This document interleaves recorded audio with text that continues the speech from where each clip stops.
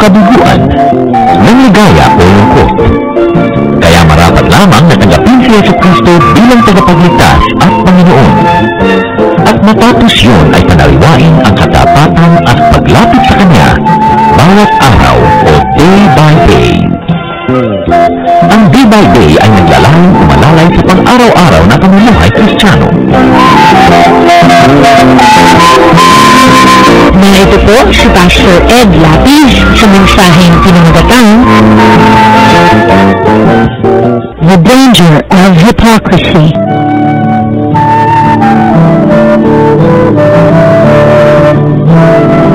Madalas po natin nabibinig yung kasabihang magpakatotoo ka. And even Jesus preached against hypocrisy. Sa Gospels po, at least there are 14 explicit references to and teachings against hypocrisy. Ang pag-aaral po natin ngayon, pinamagatan natin the dangers of hypocrisy.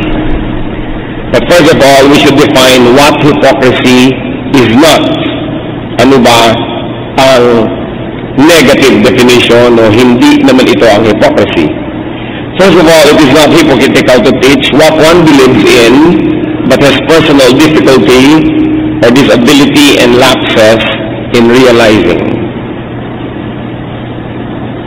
Hindi naman natin matasabi na napagbalat kayo o ipokrito ang isang tao na nagtuturo ng mga bagay, mga ideya na siya man ay nagkakaroon pa rin ng personal na struggle o kaya ay hirap sa pagsunod. Romans 7:18, si Paul na nga po ang nagsasabi nito, "For I have the desire to do what is good, but I cannot carry it out." Parang yung sinasabi ng kantang, gusto kong bumait pero di ko magawa. Gusto kong gumawa ng tama pero hirap na hirap ako. At yan nga po ay pinag-uulit-ulit yan pa ni Paul sa kanyang mga katuruan na kung kailan gusto kong gumawa ng tama, ayan na yung kasalanan na tinutuksan ako at mali na ang nagagawa ko. Kaya hindi ko mo nagtuturo ang isang tao o ng isang magandang bagay at hindi niya ito lubos na nasusunod pa sa kanyang buhay, ay hypocrite na siya. In this case, the teacher is at the least also a student, a follower of and a believer in the idea. Romans 7:22-23. It is again Paul speaking. For in my inner being I delight in God's law, but I see another law at work in the members of my body, waging war against the law of my mind, and making me a prisoner of the law of sin at work within my members. Sa kanya daw talagang kaibutura ng puso ay kinalulugod niya ang utos ng Diyos, subalit sa panglabas, sa kanyang katawan, sa kanyang mga pang-araw-araw na pamumuhay, ay merong iba na nais manaig na batas. At ito yung batas ng kasalanan. At hindi naman natin matatawag si Paul, who was a very great preacher, na isang hypocrite. Siya man ay nahirapan na sundin ang kanyang mga ipinagtuturo.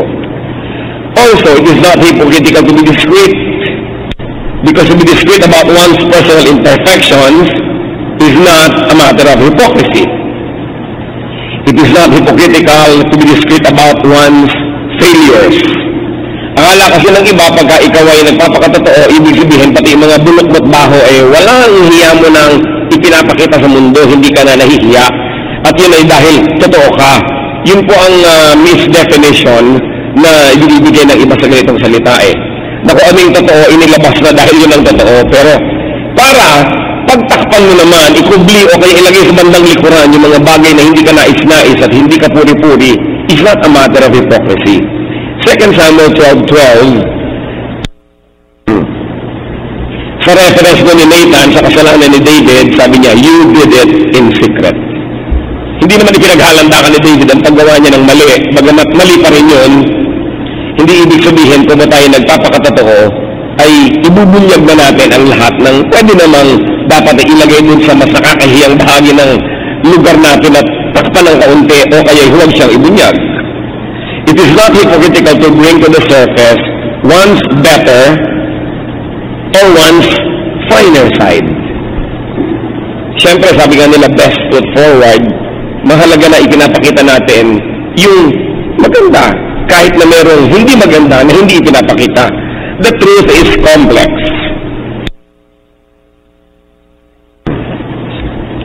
person is a very complex being. Hindi ko meron siyang masamang aspeto, ay yun na lang ang totoo tungkol sa kanya. Hindi ko may mabuti siyang aspeto, ay yun na lang ang totoo tungkol sa kanya. Ang lahat ng nasa pagitan ng mabuti at masama na yon ay totoo pa rin. At siya pa rin yun. The truth about and in a person is not just a dot. It is usually a line, a phrase, or a bracket. Maraming katotohanan kahit kumisang sa doctrine. Kaya kumisang nag-aaway-away ang mga relihiyon, sinabi ng doctrine, kailangan ganito ang turo. Kailangan, sabi naman ng iba, ganito. At magka-opposyon. Pero pareho naniniwala sa Biblia, pareho naniniwala sa Diyos. Pero bakit magkabaligtad o kayo magkalayo ang sinasabi nila? Di kaya ang katotohanan ay ito, at ito rin ang lahat ng nasa pagitan, na hindi lang isang tuldok. Being truthful does not mean displaying the ugly and the unbeautiful facet of one's person. Kailangan po, sa pagtingin natin sa ating sarili at maging sa ating kapwa, nakikita natin na hindi simple ang mga bagay. Hindi lang laging black or white. Hindi lang either or. Dahil maraming mga bagay na nandyan. At kahit nga sa Biblia, kung susuriin natin, parang ang daming ideya na hindi naman laging magkakatugma, pero nandun din lahat. So, paano tayo lulugar? Tanggutin natin lahat. At hindi tayo nagiging dogmatic at hindi tayo nagiging masyadong judgmental. It is not hypocritical to control one's feelings, especially to control oneself. Titus 2 verse 2, teach the older men to be temperate, worthy of respect, self-controlled. Siyempre, mga older men, lalo na, halimbawa sa marami, kailangan ng maraming self-control. Hindi naman lahat ng nakikita lang na behavior sa iyong anyo, sa iyong mukha, iyon na ang talagang niloloob mo. Pero, yung kinokontrol ang sarili ay hindi yon pagiging balat kayo.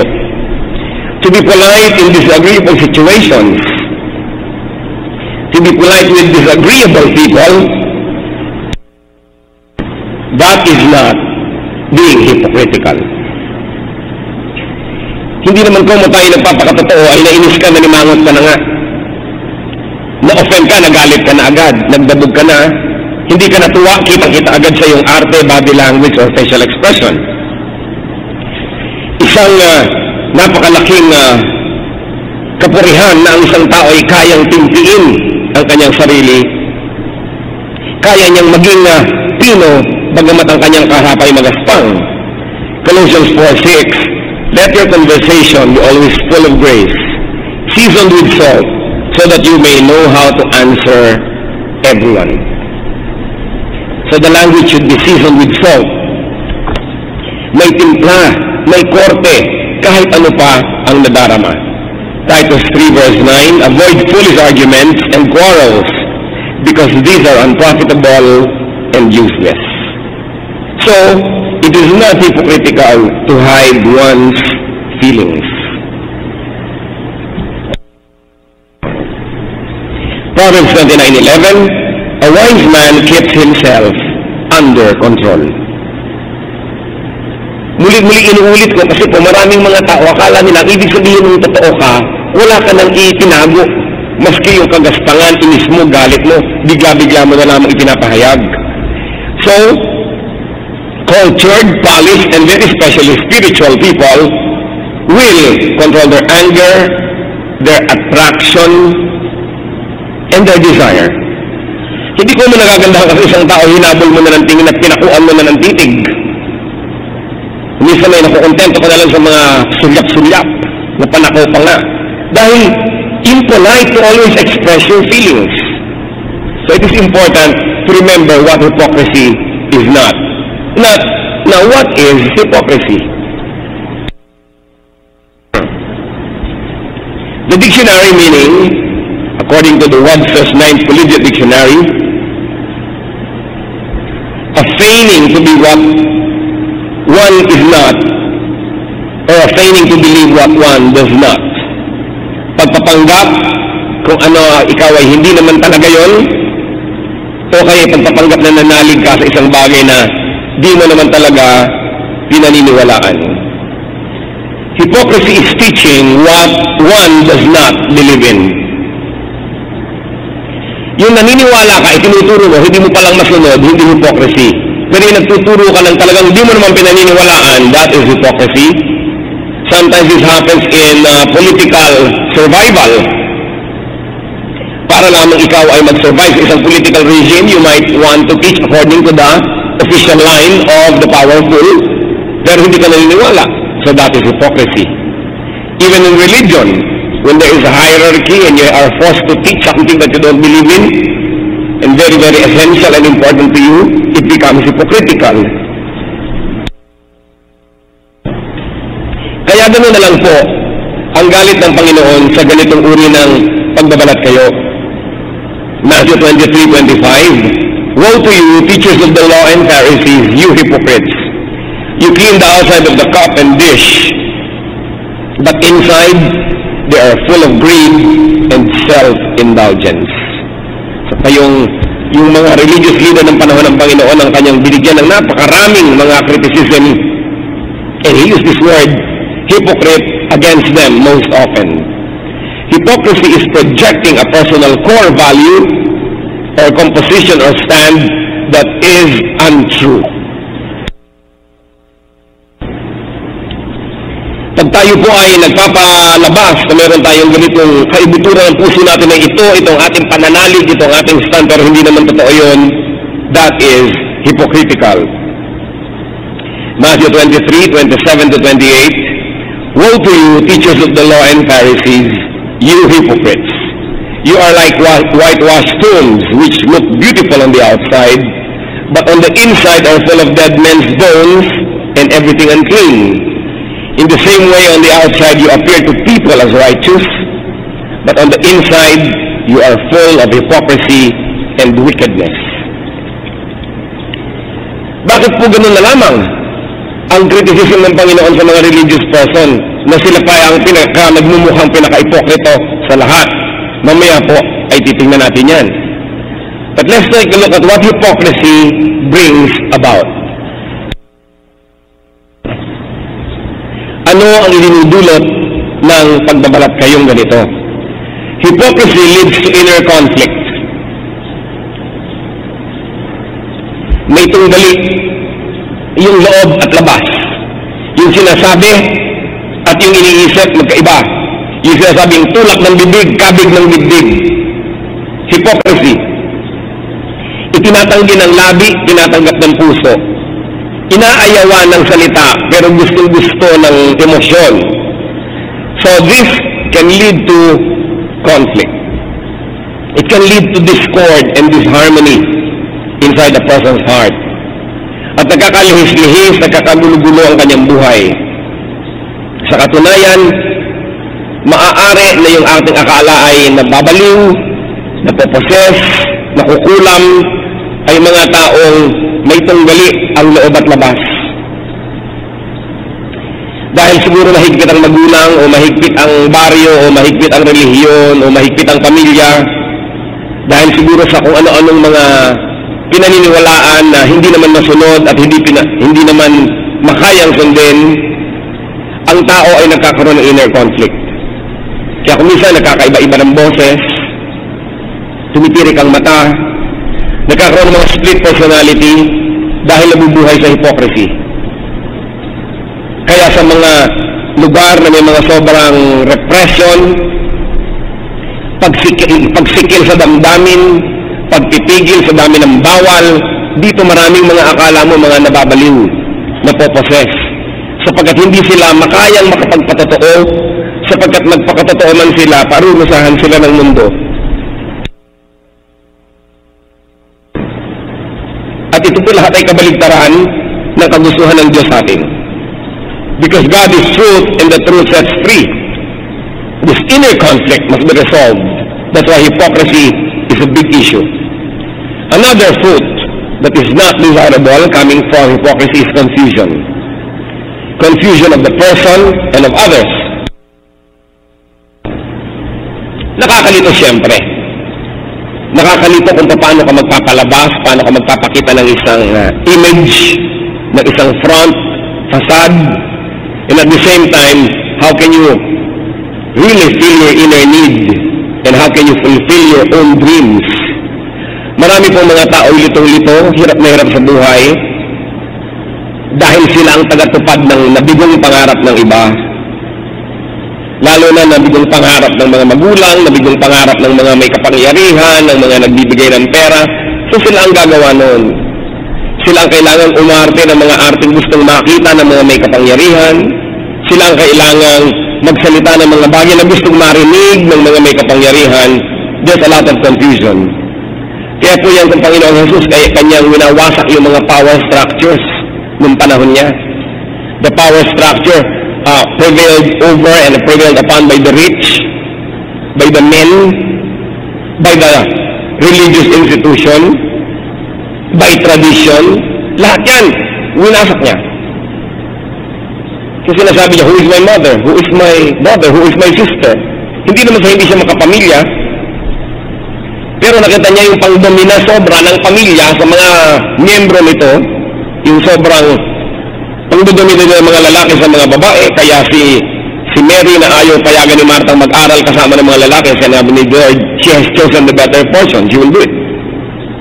And most of the people that he allowed to minister to him were women. In fact, the Lord first appeared to a woman rather than to another male. Kasi binabasag niya yung sobrang dominant sa mga male sa society. Yung sobrang pagiging maliliit ng mga bata, ayaw palapitin sa kanya, kinalong ka niya at binles siya, sabi, palapitin sa akin ng mga bata. Kasi sa lipunan nila, ang mga bata ay walang kwenta, hindi sila mahalaga. Hindi dapat umaharap sa bisita. Lahat-lahat, pati yung power ng temple, na sobrang kumokontrol sa mga tao at nakikipagsabwatan sa mga makapangyarihan, sa gobyerno, sa Roman government. Kaya anong tinuruan ng Panginoon ang mga nananalangin? Sabi, turuan niyo po kami magdasal. Sabi niya, when you pray, go to your room. Hindi niya sinabing go to the temple. Go to your room, shut the door, and pray to your Father in secret. So tinuturuan ng Panginoon ng mga tao na dumiretso sa Diyos, lihisan, lampasan ang religious institution na nagdadagdag lang sa pasanin ng mga tao, imbes makagaan na yun dapat ang ginagawa.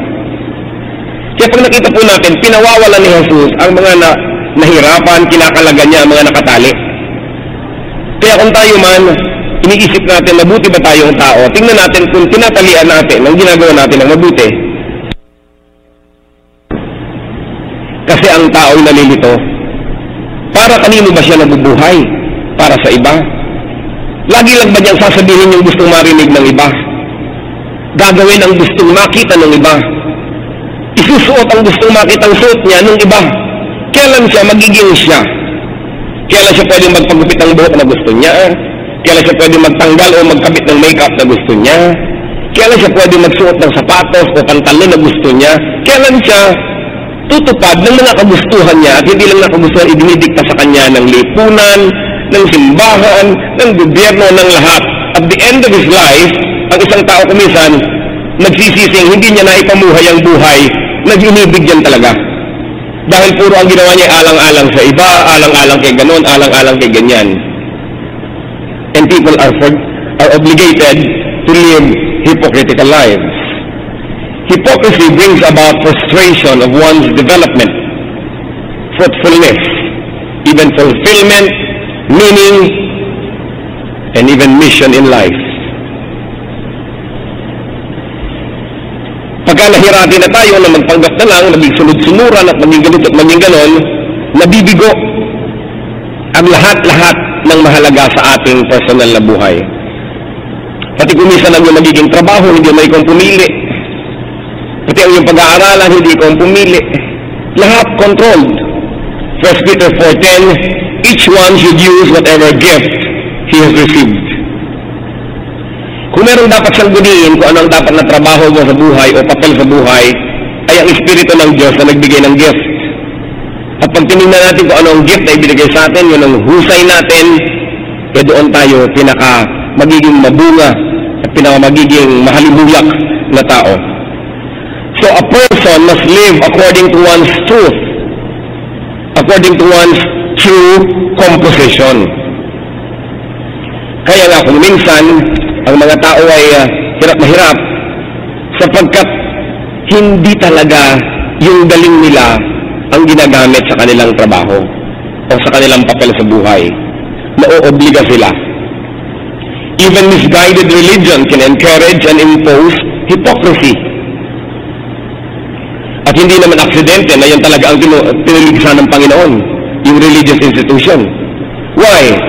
Because organized religion can be cruel to offenders and sinners. Organized religion can be cruel to non-conformists and to the non-normal.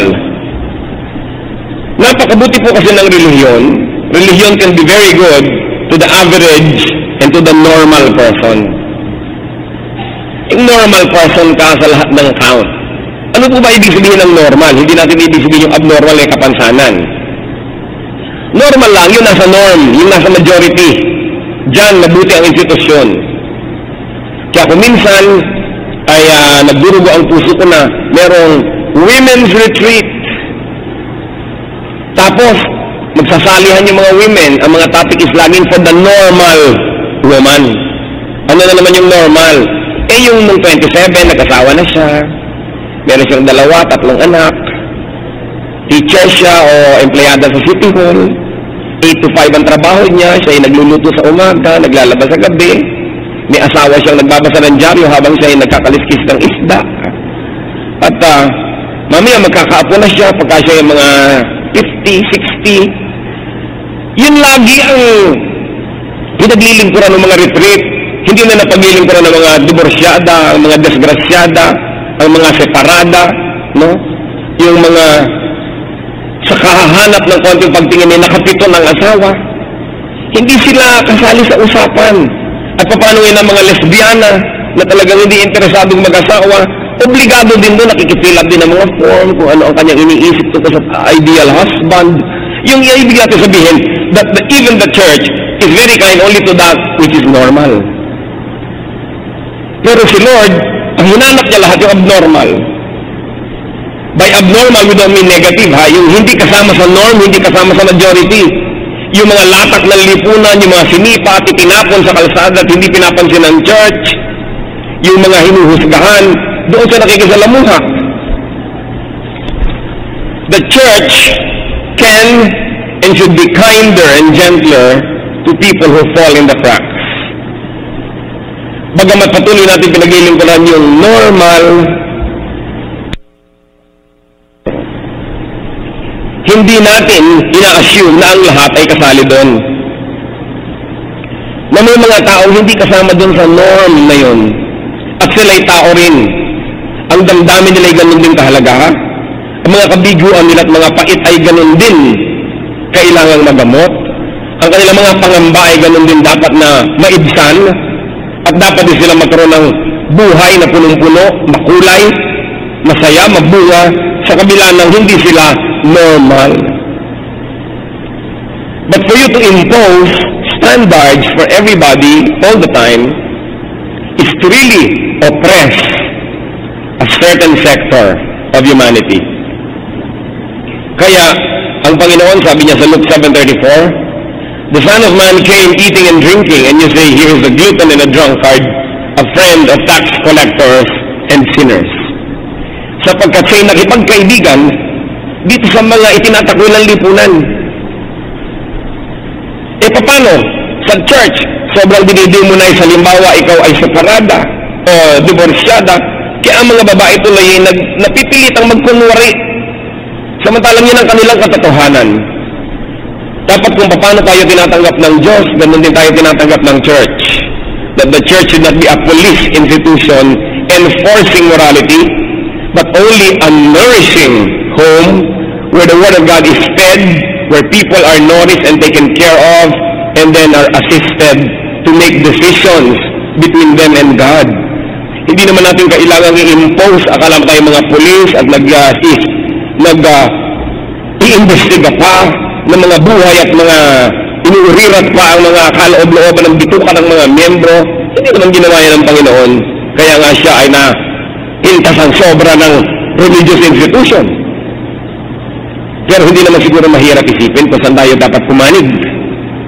Doon ba sa mga kahigpitan at doon sa sobrang oppression na ibinibigay ng institution na kinriticize nga ng Panginoon, o doon sa kanyang ibinigay na pag-ibig, pagtanggap, pagpapatawad, at patuloy na pagpapalakas doon sa mga nahuhulog sa mga pagipagitan dahil hindi sila swak sa sistema. We should stop being kind only to those who are in the normal situations or to those who are average in their situation, but to think of those who fall in the cracks. Dapat sa church wala nang napipilitang magpanggapan na ganito siya, ganun siya, dahil hindi na naman siya tatanggapin, sisipain na naman siya. Church na lang nga ang huling resort. Tapos lalagyan mo pa ng kung ano-anong patakaran ng iyong pag-ibig, ng iyong pagtanggap. That's why I said a while ago that the church can be the breeding ground for hypocrisy.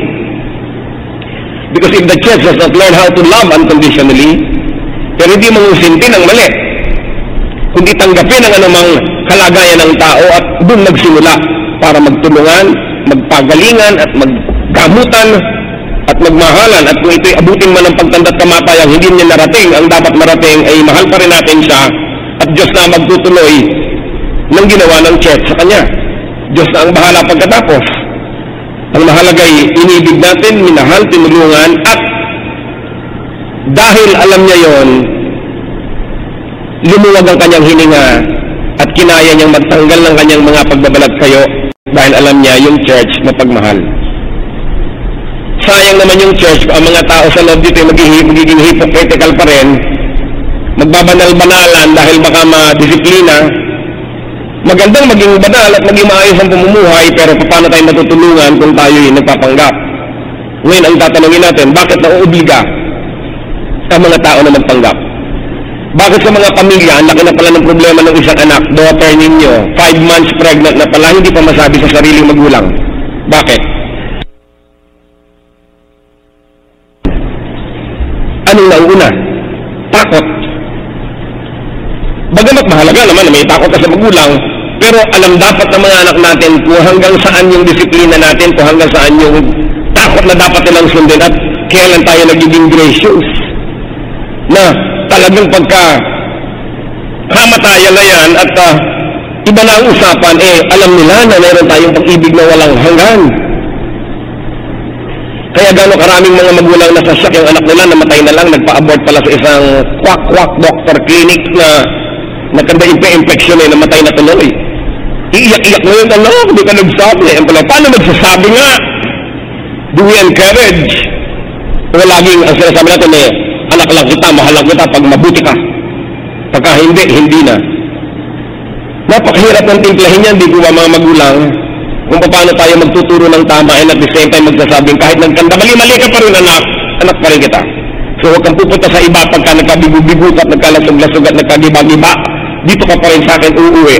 Siguro sasampigahin kita ng konti, makakatikin ka ng konti, pero tanggap ka pa rin dito at dito pa rin kita mamahalin.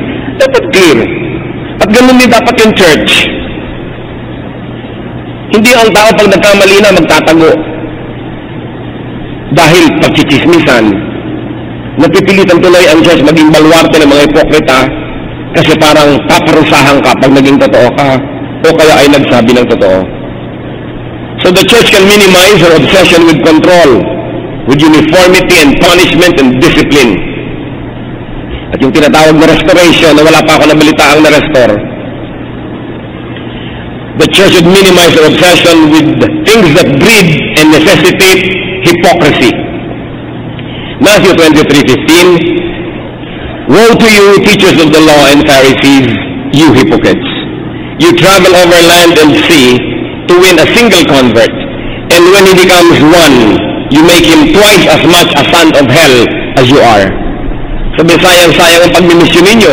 Ang layo-layo na pinupuntahan nyo, hirap na hirap kayo mag-soul winning. At pag meron kayong isang nadala, naku, lumalala pa kaysa dati at ginagawa nyo katulad nyo. Mabuti pa, hindi nyo na lang narating.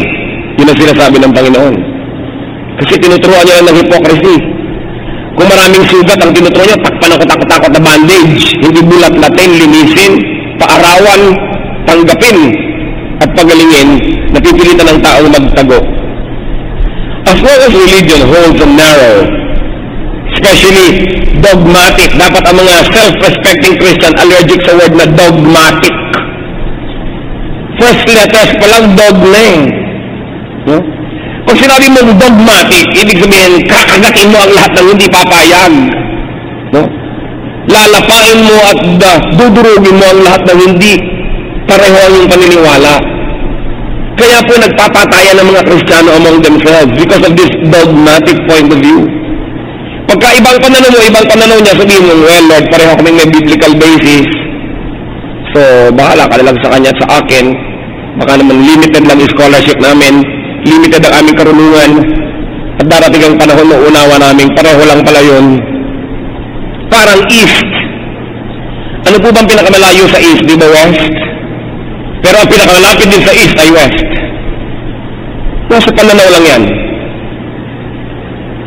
It is important that we correct our views. Because as long as the church has dogmatic and unkind views about godliness, the church would be the breeding ground for the core and center of hypocrisy. And the religious vocation, the most hypocritical of all. Kaya yung kumisa nang ginagamit ng marami sa media, yung kung pag-describe nila yung mga religyoso, kinakaricaturize, at pinagmumukhang mga puro hypocrites, kasi yun talaga ang pananaw ng marami. Dinedenay ang sarili. Akala mo mga nasa langit na talagang espiritu, pero marami doon ay pagpapanggap. So let us rid ourselves of the poison of hypocrisy. 1 Peter 2:1, therefore rid yourselves of all hypocrisy of every kind. Let us strive for the biblical ideal. Hebrews 12:1, let us run with perseverance the race marked out for us. Hindi po ibig sabihin na ina-encourage natin ang mga tao na maging totoo at tayo may magpakatotoo ay kung ang katotohanan tungkol sa atin ay napakapangit ay oo nga yun ang totoo pero titigil na tayo doon. No. Dapat simula pa lang, pasimula yung tinanggap natin kung ano tayo, tinanggap natin ang ating kapwa at yun ay nang simula ng ating project para pare-pareho tayong umasenso.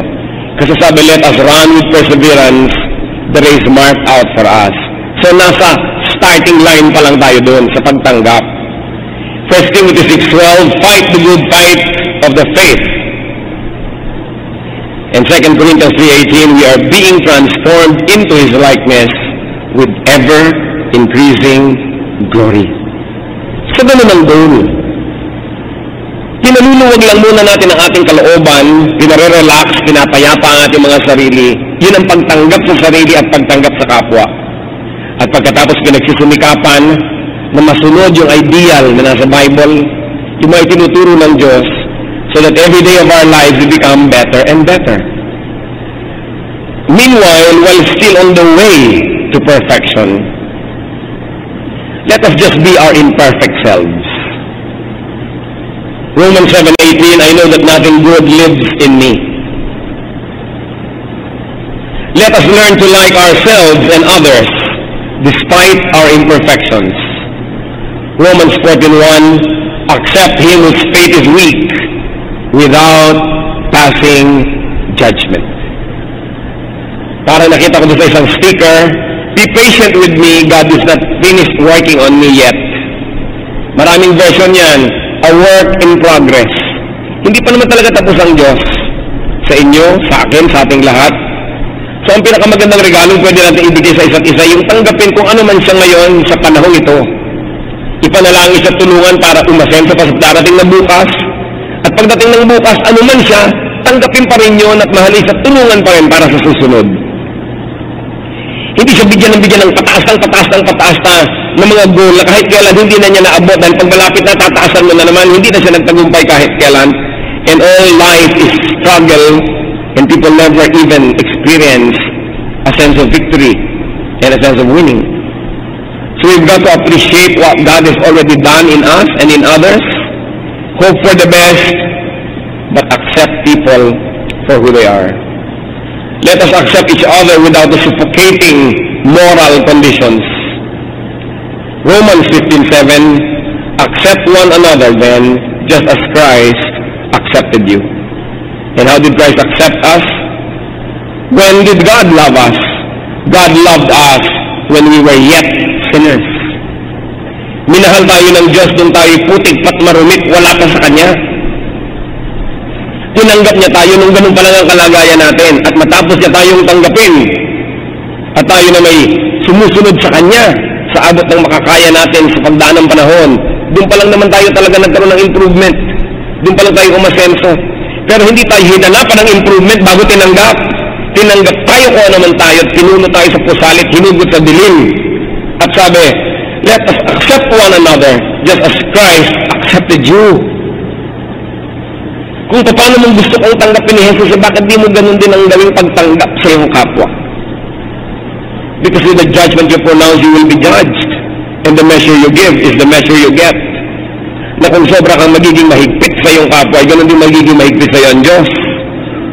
So itrato natin ang ating kapwa kung paano tayo nagnanais na matrato ng Diyos. Yung mga anak ng iba na nagkakamali, itrato natin kung paano natin gusto itrato ng iba ang anak natin kung anak natin na nagkamali. Hindi naman po mahirap isipin. Yun lang lagi ang itinuturo ni Jesus. Kung paano mo gusto kang itrato, ganun mo itrato ang iba. Kung anong gusto mong tanggapin mula sa Diyos, yun ang ibigay mo sa iyong kapwa. Let us help each other grow in godliness. 1 Thessalonians 5:11, encourage one another and build each other up. That is important. The church must and can still be home for honesty and truthfulness. Yung iba nga nagpapanggap na ultra-conservative lang to win approval and probably to win a status or a church office.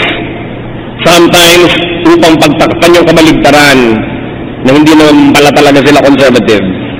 Yung iba sobrang keselan-selan exactly because it is the opposite that is in their hearts. Although meron naman talaga mga maseselan. Kadalasan po yung sobrang conservatism is only a symptom of a suppressed feeling or desire.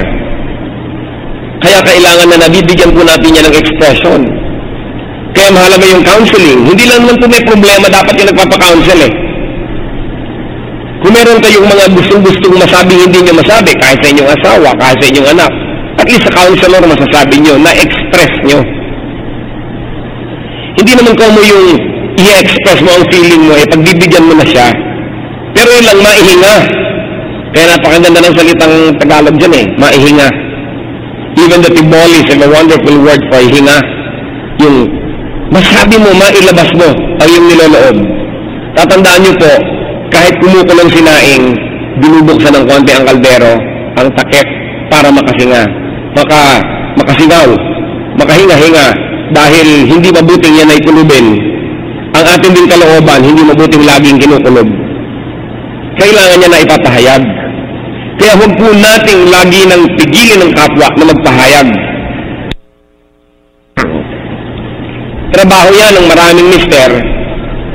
Kasi po siyempre, ang mga babae, mas gusto nila laging express, usapan ng usapan. Marami naman siyempre sa lalaki, ayaw ng usapan, yung parang pakiramdaman na lang, understood na yan. Magkaiba kasi talaga yung attitude. So kung minsan nagagalit-galitan dahil lang ayaw makipag-usap, because women are braver when it comes to verbalizing what they feel. No? So women should understand that men don't enjoy talking a lot. But men should also understand that women need to talk and to be talked to. So dapat may compromise. Kaya nga nag-aasawa na you meet halfway. The woman cannot bring home everything. The man cannot bring home everything. Because the virtue of good relationship is that both of you win. Win-win ang situation. So let us set ourselves and others free to be human. Magpahayag. Psalm 103, 13 to 14, as the Father has compassion on His children, so the Lord has compassion on those who fear Him. For He knows who we are, or how we are. He knows how we are formed. He remembers that we are dust. Inaalala ng Diyos, isinasaalang-alang ng Diyos na tayo'y gawa sa lupa. So yun din ay isaalang-alang natin tungkol sa ating sarili at tungkol sa ating kapwa.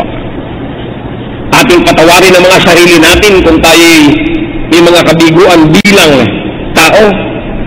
Patawarin din natin ating kapwa. At lagi natin ipahayag na ang mga mahal natin sa buhay, bagamat gusto natin lagi silang nakakitaan ng pagiging makadiyos, pero kung nagkakataon na yung pagiging makatao lamang din ang nakapananaig paminsan-minsan, ay tatanggapin pa rin natin sila. Makakahinga tayo lahat ng maluwag. We can all relax and enjoy life better. And we will have more energy for holier pursuits if we will just accept the truth about ourselves and others, help each other become the better versions of their own selves, and then just love unconditionally. Yun naman kung sobrang maraming requirement at maraming mga hinihingi, hindi lang nag-enjoy sa buhay. At yun din, lalo naman hinihinga nila noon ang nape-pressure ng gusto. Life is short. Napakahaba na ng buhay kung naging 90 ka pa o 95 o 80 or 85. Hindi mahaba ang buhay dito sa mundo. Bawasan natin ang mga pinapasa nating hindi dapat. At dagdagan natin ang mga kasiyahan na ibinibigay natin sa ating kapwa. Because we will never pass this way again. And if you took a look at the Lord's teachings, ang teachings lagi ng Panginoon, you enjoy life here now. The kingdom is here now. Huwag nyo nang antayin yung malayo pa. Magmahalan kayo, magpatawaran kayo, yan ang panaan para ang buhay na ito ay magkaroon ng ginhawa na siya namang mahalaga sa ating buhay. Aming Diyos, ano po kaya ang mga pagpapanggap namin na hindi naman dapat? Ano po kaya sa aming mga patakaran ang umuobliga sa mga malapit sa amin na magpanggap? Lord, turuan niyo po kami na palayain ang aming sarili at aming kapwa. At nang sa ganon, maibsan ang mga kabigatan. Mahubad ang mga balat kayo at mga maskarang isinusuot na pampahirap sa buhay.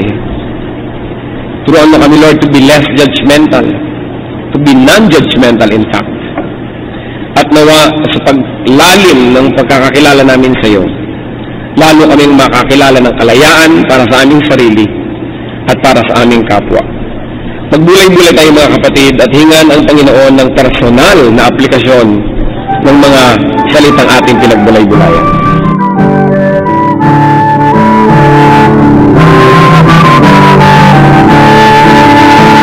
Ang katatapos ng mensahe ni Pastor Ed Lapis ay pinamagatan The Danger of Hypocrisy.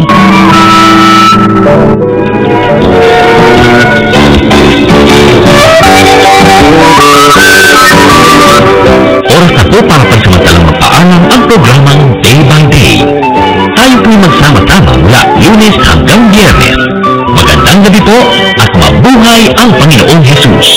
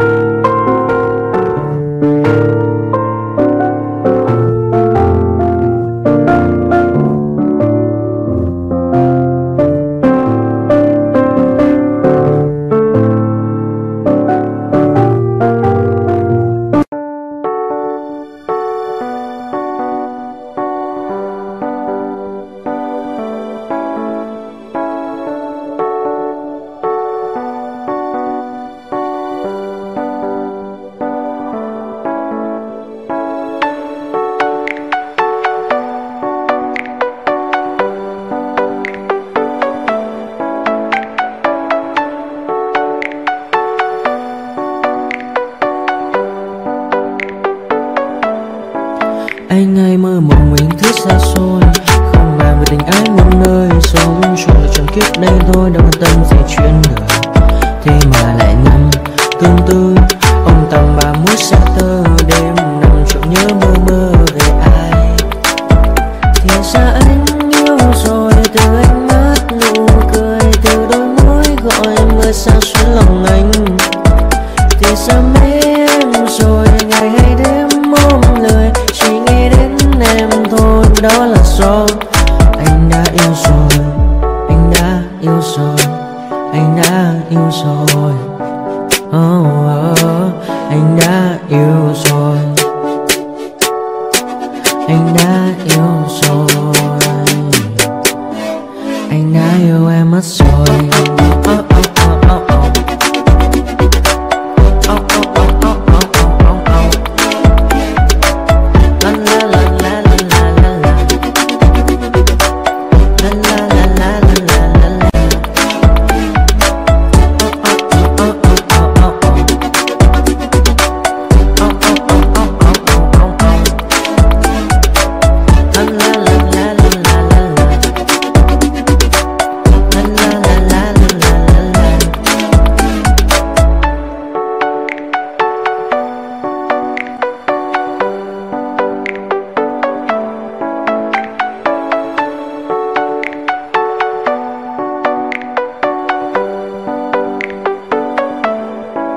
Anh hay mơ mộng mình thứ xa xôi, không bàn về tình ái muôn nơi. Sống cho là trong kiếp đây thôi, đâu quan tâm gì chuyện đời. Thế mà lại nằm tương tư, ông tầm 30 xa tơ. Đêm nằm trộm nhớ mơ mơ về ai.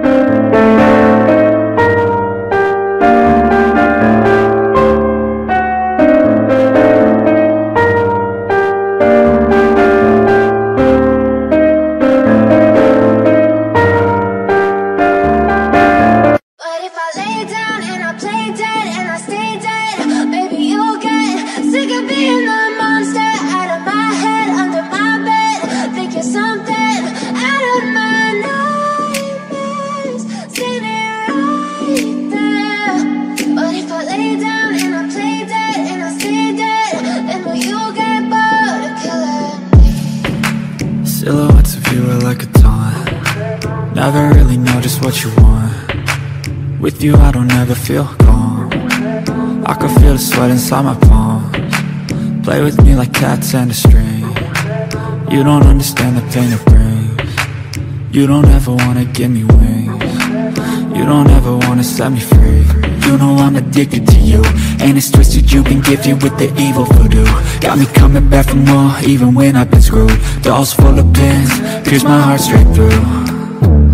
I got issues in my head, I like you in my bed, but you keep me on red. Oh, everything is like a test, I better not text or I'll come off desperate. But if I lay down and I play dead and I stay dead, baby you'll get sick of being the monster out of my head, under my bed, thinking something out of my nightmares, standing right there. But if I lay down and I play dead and I stay dead, then will you get bored of killing? So if I play dead? Will you regret everything that you did, that you said? I don't think you understand what you're doing, and my heart's black and blue from the bruising. I feel like when I'm with you I'm losing. I feel like you think that this amusing, sitting there gaslighting and confusing. Was it me? Is it me? Am I deluded? I'm the one who's always sorry, the conclusion, even though I offer all of the solutions. I wish you loved me like I love you, it's stupid. When I'm alone with you I never feel lucid. I wish I wasn't struck by Cupid. I wish when I first saw you I knew this. When I'm with you I feel so useless, I feel diluted, my heart's been wounded. Silhouettes of you are like a taunt, never really know just what you want. With you I don't ever feel calm, I can feel the sweat inside my palms. Play with me like cats and a string,